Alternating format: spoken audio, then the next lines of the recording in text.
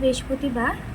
তো বৃহস্পতিবারে আমার পুজো দেওয়ার পর্ব চলছে, আর আমি এখন ফুল মালা দিয়ে সাজিয়েছি, মানে ফুল দিয়ে সাজিয়েছি। কিন্তু এখানে যেটা হয়েছে, যার জন্য আমি ভিডিওটা করছি, যে আজকে ফুলের দোকান দিয়ে ফুল কিনতে গিয়ে তো এতই নীলকণ্ঠ ফুল দিয়েছে যে শিবলিঙ্গ একদম ঢেকে গেছে। আরও প্যাকেটে বোধহয় 2-1টা থাকলেও থাকতে পারে।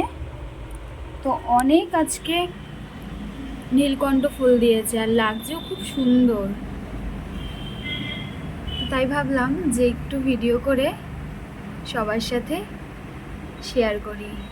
আর এখানে আমার সোনা বাবারাও সুন্দর করে সেজেছে। এই যে গাছেই ফুলটা ফুটেছে, দুটোই ফুটেছে। তার জন্য আজকে যেহেতু বৃহস্পতিবার, মা লক্ষ্মীকে একটা দিয়েছি, আর এখানে আমার বাবানকে একটা দিয়েছি। আর এখানে আমার আর এক বাবান, এই যে অনু দাদা।